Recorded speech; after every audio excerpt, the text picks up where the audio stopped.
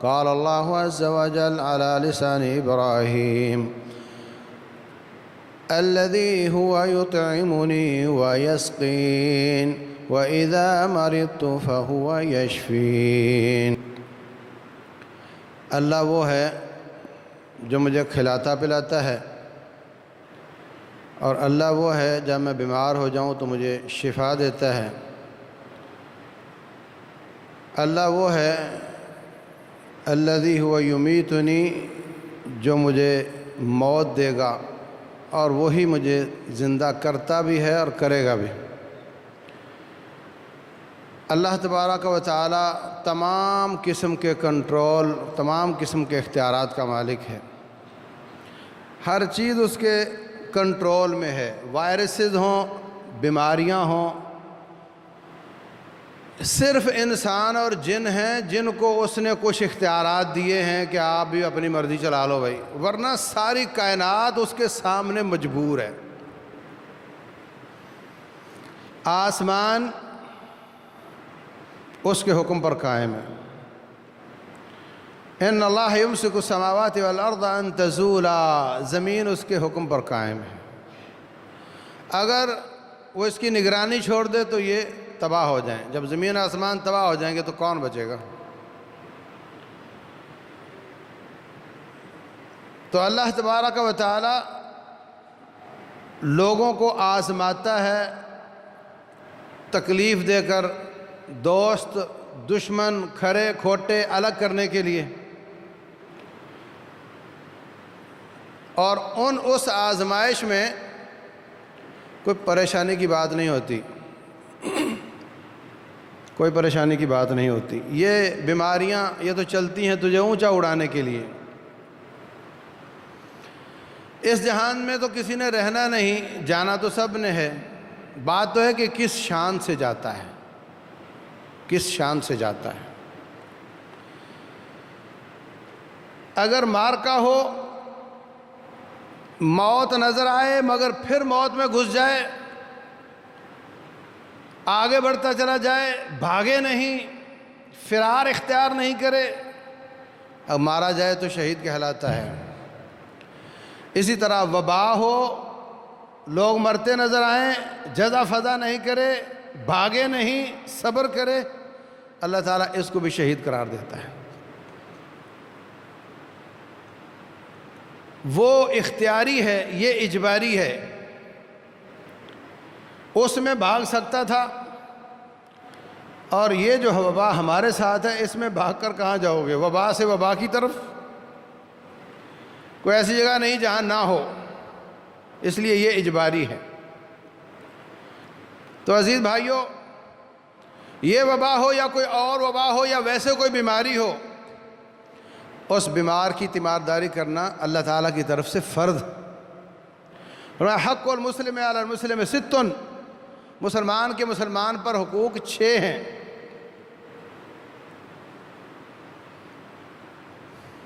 ان میں سلام لینا، ان میں بیمار ہو جائے تو تیمارداری کرنا، اور ان میں یہ بھی ہے کہ فوت ہو جائے تو جنازہ پڑھنا، یہ سب ان حقوق میں سے ہیں۔ تو تیمارداری باقاعدہ حق ہے، اگر ادا نہ کیا جائے تو قیامت والے دن پوچھ سکتا ہے وہ، میں بیمار تھا اس نے میرا حال نہیں پوچھا۔ تو جانا چاہیے۔ رسول اللہ صلی اللہ علیہ وسلم تو مسلمانوں کو چھوڑ کر کافروں کی بھی تیمارداری کرتے۔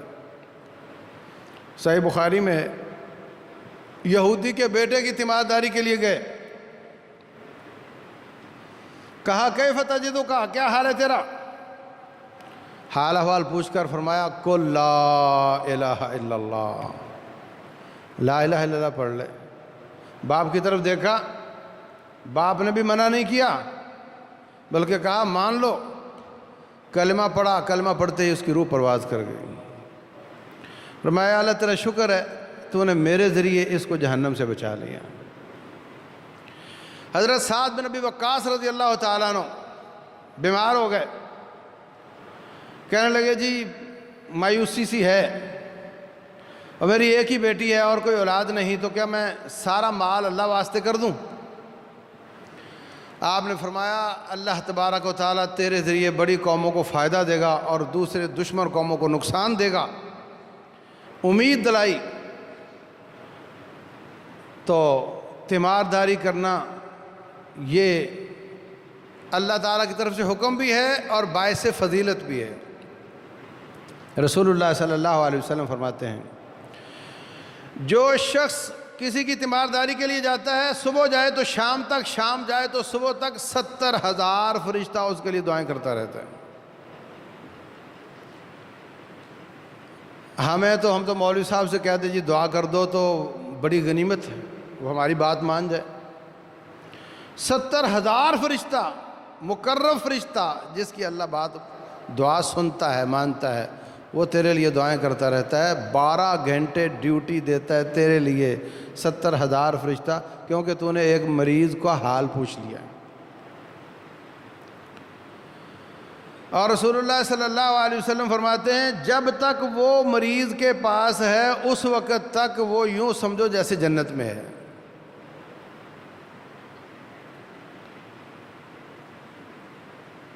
اور رسول اللہ صلی اللہ علیہ وسلم فرماتے ہیں جو شخص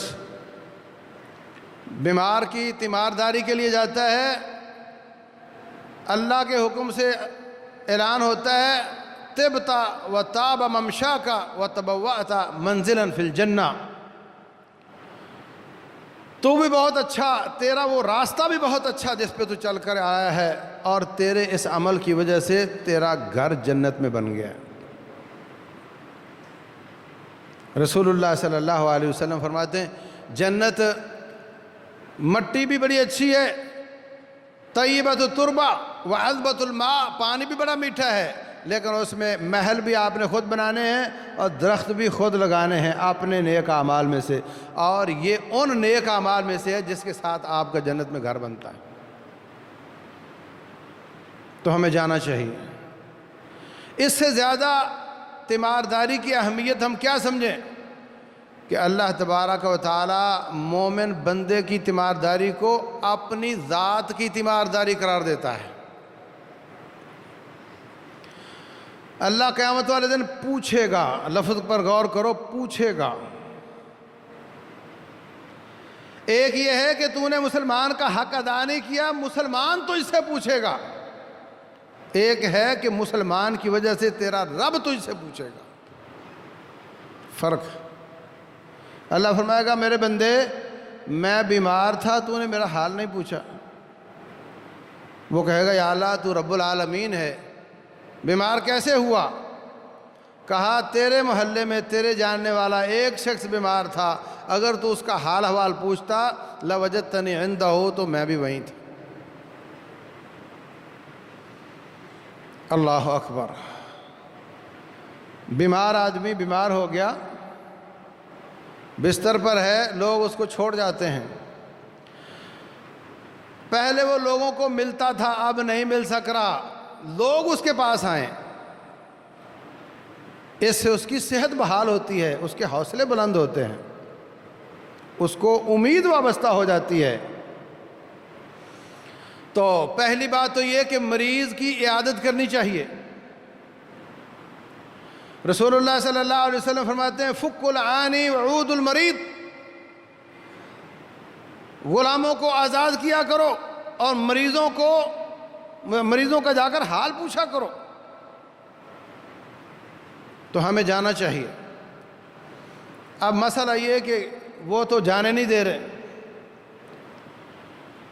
پہلی بات تو یہ کہ جو اس کا اپنا بیٹا ہے، اپنی بیوی ہے، اپنا شوہر ہے، ان کو تو اس کی خدمت بھی کرنی چاہیے اور اس کا حال احوال بھی پوچھنا چاہیے، اور اس بات پر نہیں سوچنا چاہیے کہ یہ متعدی بیماری لگ نہ جائے، کیونکہ میں نے آپ کو بتایا تھا کہ نبی صلی اللہ علیہ وسلم کی 2 طرح کی احادیث ہیں۔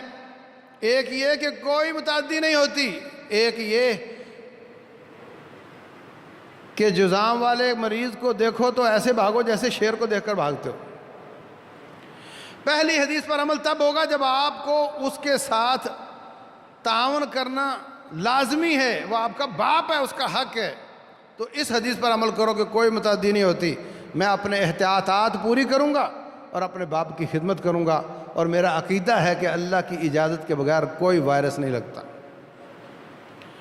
اور اگر آپ کا اس مریض سے لینا دینا کچھ نہیں تو پھر ٹھیک ہے، دور سے حال احوال پوچھ لو، نہ مسافہ نہ کرو، جتنی اجازت ملتی ویسے کر لو، ویڈیو کال کر کے کر لو، فون پر عیادت کر لو، لیکن کرنی چاہیے۔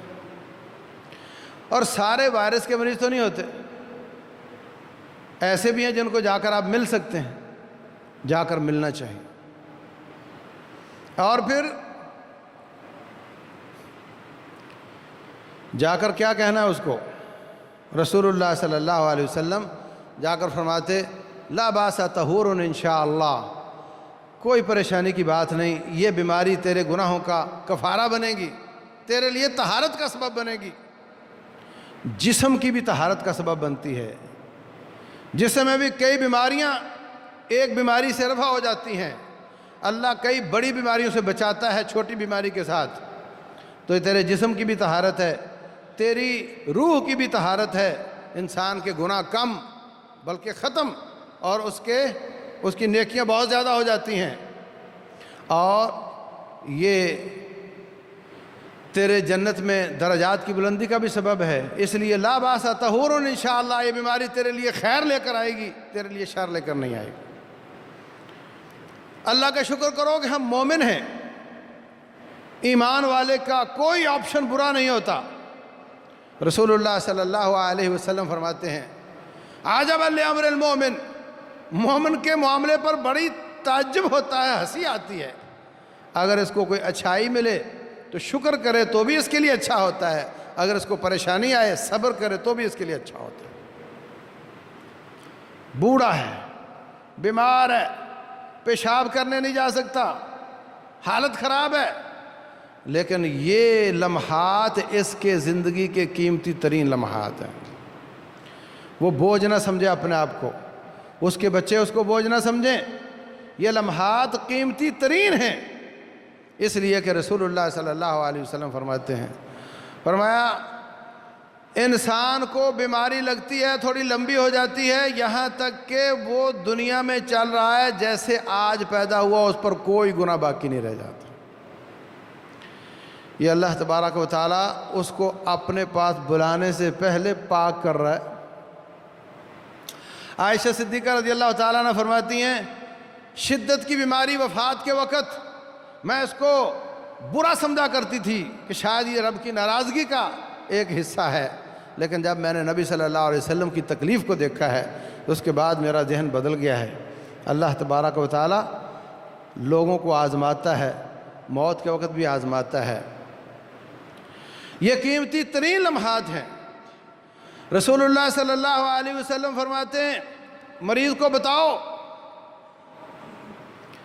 کہ اللہ تبارک و تعالیٰ جب کوئی شخص بیمار ہوتا ہے، جب کوئی شخص سفر پر جاتا ہے، اللہ فرشتوں کو حکم دیتے ہیں یہ سفر کی وجہ سے جو اس کی نیکیاں کم ہو گئیں اور مرض کی وجہ سے جو جو نیکیاں نہیں کر پا رہا ہے، اس کے لیے وہی لکھ دو جو یہ اپنے گھر میں سفر کے بغیر اور بیماری کے بغیر کیا کرتا تھا، وہی لکھ دو۔ آپ کے سکول والے کہہ رہے ہیں نا پچھلے سال والے نمبر لگا دیں گے، ہے نا؟ اللہ تبارک و تعالیٰ سفر میں حضر والے نمبر لگا دیتا ہے اور بیماری میں شفا والے نمبر لگا دیتا ہے۔ بس ضرورت اس بات کی ہے کہ جب انسان صحت کی حالت میں ہو تو اچھے نمبر لے لے، صحت کی حالت میں اچھے نمبر لے لے تاکہ بیماری کی حالت میں وہی لگ جائیں۔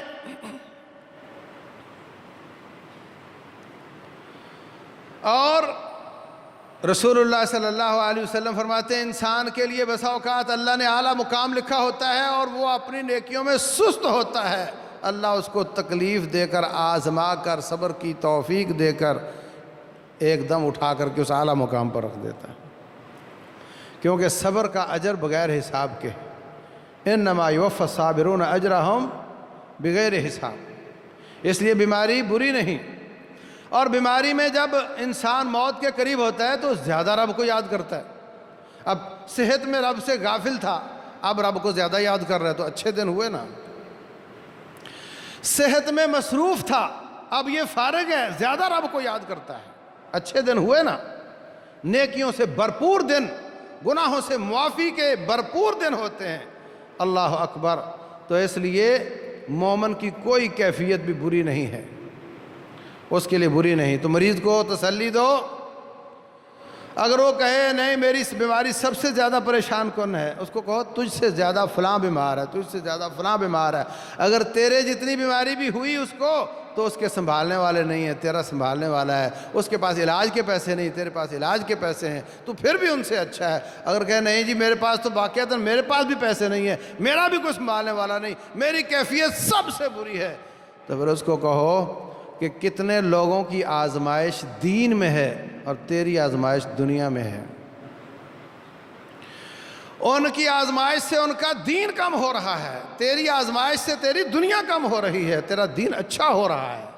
اس لیے تو بہت لوگوں سے اچھا ہے، اس لیے تجھے صبر کرنا چاہیے، تسلی دینی چاہیے. دوسروں کی طرف دیکھ اور تسلی پکڑ. اللہ اکبر. جا کر کے اس کو تسلی دے اور اس کو امید دلائے کہ انشاءاللہ تو نے شفا یاب ہو جانا ہے، انشاءاللہ تیری حالت اچھی ہو جانی ہے. تسلی دینے سے انسان کی امیون سسٹم اچھا ہو جاتا ہے، دل بہل جاتا ہے، کچھ دیر کے لیے اس کی بیماری بھول جاتی ہے اس کو. تو یہ کام کرنا چاہیے. اور پھر مریض کو کبھی مایوسی کی بات نہیں کرنی چاہیے. اور اگر بالفرض نظر آئے کہ اس کے بچنے کی کوئی شکل نہیں ہے اور اس کو اس بات سے تسلی نہیں ہوگی کہ تو ٹھیک ہو جائے گا، تو پھر اللہ تعالیٰ کی ملاقات کی امید دلائیں. یہ تھوڑا سا جھٹکا ہوگا، اللہ کے فرشتے نازل ہو جائیں گے اور آپ کو تسلیاں دیں گے. اور کوئی بات نہیں، بچے پیدا ہوتے ہیں آ کر اپنے بڑوں کو ملتے ہیں اور بڑے جاتے ہیں اور جا کر اپنے بڑوں کو ملتے ہیں. اللہ تعالیٰ بڑوں سے ملاقات کروائے گا، بچے آ کر کے اپنے باپ کو ملتے ہیں اور باپ جا کر کے اپنے باپ کو ملتا ہے. اس پہ بھی تسلی دی جا سکتی ہے کہ کوئی پریشانی کی بات نہیں، یہ پروسیس ہے اللہ تبارک و تعالیٰ نے رکھا ہے. جتنی اللہ نے زندگی دی ہے اس کے ایک ایک لمحے سے فائدہ اٹھاؤ، اللہ کی یاد میں، قرآن کی تلاوت میں، ذکر اذکار میں. اور اگر وہ جزا فضا کرے تو اس کو بتاؤ کہ اپنا اجر ضائع نہ کرو. رسول اللہ صلی اللہ علیہ وسلم فرماتے ہیں جو اللہ تعالیٰ کی تقدیر پر راضی ہو گیا فلہ الرضا ومن سخط فلہ السخط.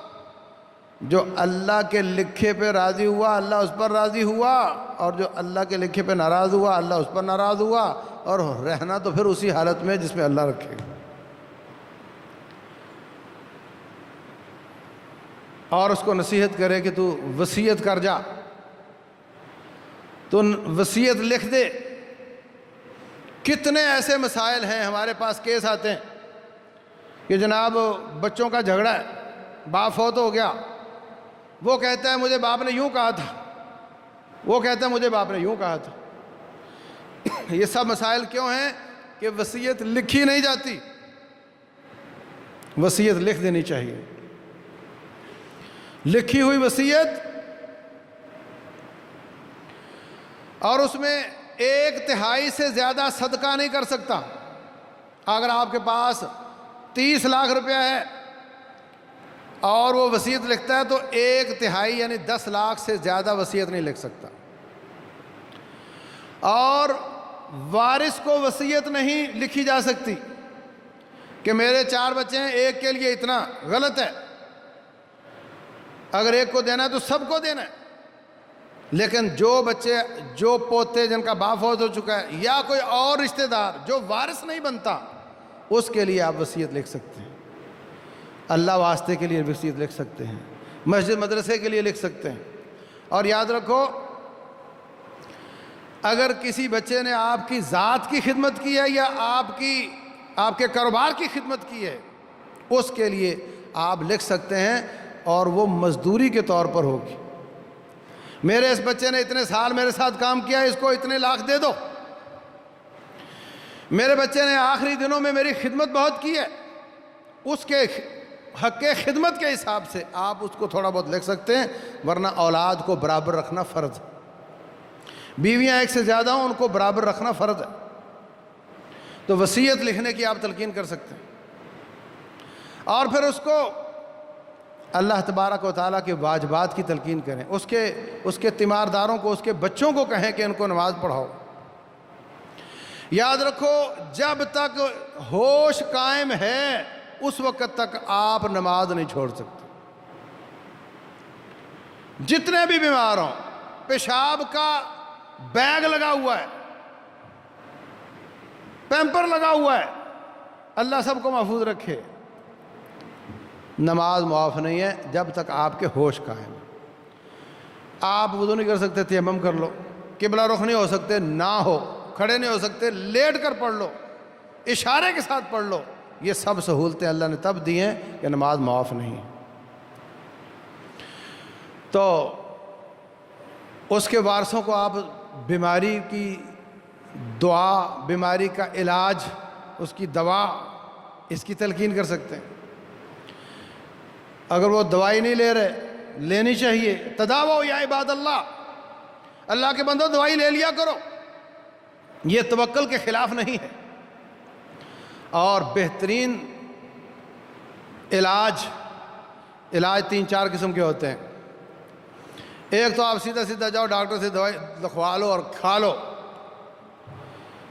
لیکن عہد نبوت میں سب سے بڑا علاج اللہ تعالیٰ سے دعا تھا۔ وبا آئی مدینہ میں، آپ نے یہ نہیں فرمایا یا اللہ ویکسین بھیج دے، فرمایا یا اللہ اس وبا کو مدینہ سے نکال کر جوفہ میں ڈال دے۔ دعا کی، اللہ تعالیٰ نے مان لی، وبا ختم ہو گئی۔ سب سے بڑا علاج اللہ تعالیٰ سے دعا ہے، روٹھے رب کو منانا ہے۔ اور پھر حجامہ کروانا، کپ لگتا ہے، خون نکلتا ہے، نبی صلی اللہ علیہ وسلم کے قول سے بھی ثابت ہے، آپ کے حکم سے بھی ثابت ہے، آپ کے عمل سے بھی ثابت ہے۔ بے شمار مسکولر مسائل، خون کے دورانیہ کی رکاوٹوں کی وجہ سے آنے والے مسائل 1 گھنٹے میں ٹھیک ہو جاتے ہیں اللہ کے فضل سے۔ کئی لوگ ڈنڈے کے سہارے سے آتے ہیں، حجامے کے بعد بغیر ڈنڈے کے واپس جا رہے ہوتے ہیں۔ یہ نبوی طریقہ ہے، یہ بھی کروایا جائے۔ اسی طرح ہم سمجھتے ہیں کہ اگر کوئی بیماری کسی ٹیسٹ میں نہ آئے تو دم کی طرف جانا چاہیے، پھر دم کروا لو۔ حقیقت یہ ہے کہ دم سے شروع کرنا چاہیے۔ بخاری شریف میں آتا ہے، ایک صحابہ کرام مجاہدین گئے ایک گاؤں میں، ان سے کھانا مانگا، انہوں نے انکار کر دیا۔ ان کے کسی بزرگ کو سانپ یا بچھو نے ڈس لیا، وہ ان کے پاس دم کروانے کے لیے آ گئے۔ انہوں نے کہا جی ہم تو پھر مزدوری لیں گے، ہم تو بھوکے۔ 40 بکریوں کا سودا ہوا، سورہ فاتحہ کا 7 دفعہ دم کیا۔ کہتے ہیں یوں لگتا تھا جیسے اس کی رسیوں میں جکڑا ہوا تھا، رسیاں کھل رہی ہیں، جیسے جیسے فاتحہ کا دم ہوتا تھا جیسے اس کی رسیاں کھل رہی ہیں، اور وہ اٹھ کر بیٹھ گیا۔ قرآن میں یہ تاثیر ہے۔ زہر ایک میڈیکل کی چیز ہے، اس کے لیے تریاق ہوتے ہیں، لیکن انہوں نے دم سے علاج شروع کیا ہے، اللہ تعالیٰ نے شفا دے دی۔ تو ہمیں دم کرنا چاہیے۔ رسول اللہ صلی اللہ علیہ وسلم جب جاتے ہاتھ پھیرتے مریض پر، اللہم اذہب الباس رب الناس واشف انت شافی لا شفاء الا شفاءک شفاء لا یغادر سقما، یہ دم کرتے تھے۔ فرمایا جو شخص 7 دفعہ یہ دم کرے، اگر اس کی موت نہیں آنی تو اللہ اس کو ضرور شفا دے دے گا۔ کون سا دم؟ اسأل اللہ العظیم رب العرش العظیم ان یشفیک، 7 دفعہ پڑھنا ہے۔ اسی طرح فرمایا جہاں تکلیف ہو وہاں مریض اپنا ہاتھ رکھے اور 7 دفعہ پڑھے، بسم اللہ اعوذ بعزت اللہ و قدرتہ من شر ما اجد و احاذر، اللہ تعالیٰ اس کو عافیت اور شفا دے دیتا ہے۔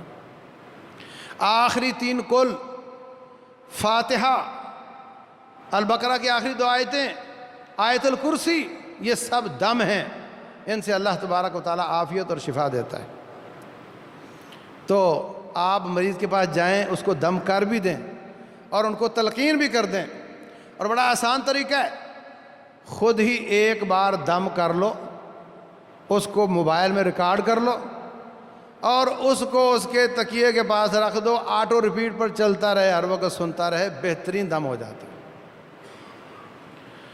تو ایک علاج دوائی کے ساتھ ہے، ایک علاج نفسیاتی طور پر اس کو بوسٹ اپ کر کے اس کو تسلی دے کر ہے،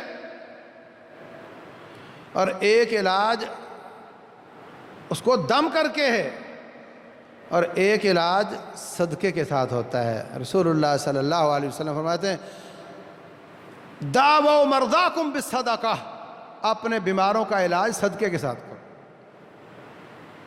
اپنے بیماروں کا علاج صدقے کے ساتھ کرو۔ صدقے کا مطلب بکرا نہیں ہوتا، بکرا بھی جائز ہے، مگر آپ کسی مسکین کی حاجت کو دیکھو، اس کو آٹا چاہیے تو آٹا بہترین صدقہ ہے، اس کو دوائی چاہیے تو دوائی بہترین صدقہ ہے، بکرا بھی صدقہ ہے۔ لیکن لوگوں نے سمجھا ہے کہ صدقے کا مطلب بکرا، یہ بات غلط ہے۔ تو صدقہ کرنا، اس کے ساتھ بھی بیماروں کو اللہ تعالیٰ عافیت اور شفا عطا فرماتا ہے۔ تو ان تمام طریقوں کے ساتھ ہم بیماروں کی تیمارداری کریں اور اس کو جزا فضا واویلا شور اس سے بچنے کی، اللہ کی رضا پر راضی رہنے کی، اور اس کی بیماری کے فضائل بیان کر کے اس کو مطمئن کریں۔ اور اگر وہ اس راستے میں چلا جاتا ہے تو شہداء کی اقسام بیان کر کے کہ تو انشاءاللہ شہادت کی موت پائے گا۔ میں نے عرض کیا تھا خصوصاً یہ بیماری جو وبا چل رہی ہے، یہ پیٹ کی بیماری ہے۔ ایک حدیث میں آتا ہے سل کی بیماری والا شہید ہے، اور سل کی بیماری پھپھڑوں کی بیماری ہوتی ہے، اور یہ بھی پھپھڑوں کی بیماری ہے۔ ایک حدیث میں آتا ہے المبتون و شہید، پیٹ کی بیماری والا شہید ہے، پھپھڑے بھی پیٹ میں ہوتے ہیں۔ بڑی آنت کی السر، یہ بھی اس بیماری میں ہوتا ہے، وہ بھی پیٹ میں ہوتا ہے۔ کسی کے گردے اور دل کا مسئلہ بنتا ہے، وہ بھی پیٹ میں ہوتا ہے۔ انشاءاللہ اللہ تبارک و تعالیٰ اس کو شہادت کی موت عطا کرے گا، شہادت کا درجہ عطا کرے گا۔ میں کہتا ہوں بڑی بات ہے، اگر رب ذوالجلال معاف کر دے اور شہادت کا مرتبہ دے دے تو یہ بیماری مہنگی نہیں ہے۔ اللہ اکبر، بیماری کے بدلے میں جنت، بیماری کے بدلے میں شہادت کا مرتبہ۔ صحیح مسلم کی حدیث ہے، عبداللہ بن عباس اپنے شاگرد عطا سے کہتے ہیں آؤ میں آپ کو بوڑھی عورت دکھاتا ہوں جس نے جنت میں جانا ہے۔ کہا استاد جی کیسے؟ کہا اس کو مرگی کے دورے پڑتے تھے اور دھوتی اس کی چوراہے میں گرتی تو کھل جاتی تھی۔ آئی آپ کے پاس، کہنے لگی اللہ کے رسول میرے لیے دعا کر دیں صلی اللہ علیہ وسلم۔ فرمایا ان شئتی دعوت لکی و ان صبرتی فلک الجنہ، اگر چاہتی ہو تو دعا کر دیتا ہوں، اور اگر دعا نہ کرواؤ، بیماری کی کیفیت میں رہو تو تجھے جنت کی ڈگری عطا کرتا ہوں۔ آج اگر کرونا والے کو کہا جائے یا جنت لے لو یا بیمار رہو، وہ کیا پسند کرے گا؟ وہ لوگ تھے جن کو ساری کائنات سے زیادہ عزیز جنت تھی۔ کہنے لگی زہ قسمت، اگر ایک بیماری کے بدلے جنت ملتی ہے تو مجھے قبول ہے۔ آپ بالکل میرے لیے دعا نہ کریں، بس اتنی دعا کر دیں میں گرا کروں، تڑپا کروں، مگر میرا تہبد نہ کھلے۔ آپ نے یہ دعا فرما دی، گرا کرتی تھی، تڑپا کرتی تھی، مگر اس کا تہبد نہیں کھلتا تھا، ایک بیماری کے بدلے اس نے جنت لے لی۔ تو بھائیو، مومن کا معاملہ، مومن کی کیفیت کوئی بھی بری نہیں ہے۔ اس بیماری میں احتیاط کرو۔ وہ کہتے ہیں وقفے سے نماز پڑھو، جو انہوں نے احتیاطیں کی بتائیں کرو، لیکن یاد رکھو اتنے بڑے معاشرے میں 100% احتیاطیں ہو نہیں سکتی، تو بیماری لگ سکتی ہے، اس پر کوئی پریشانی کی بات نہیں۔ میری آج کی بات کا لب لباب یہ ہے کہ پریشان نہیں ہونا۔ یہ بات آپ نے جا کر مریض کو بتانی ہے، میں اپنے آپ کو اور اپنے بھائیوں کو بتا رہا ہوں، پریشان نہیں ہونا، صبر کرنا۔ جو شخص پریشان ہوتا ہے بیماری سے زیادہ نقصان اس کو اس کی پریشانی دیتی ہے، بیماری سے زیادہ نقصان اس کی پریشانی اس کو دیتی ہے۔ ٹینس نہیں ہونا، خوف زدہ نہیں ہونا، بلکہ اللہ تبارک و تعالیٰ کی رضا پر خوش رہنا ہے۔ انشاءاللہ ہم صحت مند بھی، ہماری صحت بھی ہمارے لیے اچھی، اللہ محفوظ رکھے، کوئی بیمار ہو تو اس کی بیماری بھی اس کے لیے اچھی، خیر سے خالی نہیں ہے۔ اللہ تعالیٰ عمل کی توفیق دے۔ وما علینا۔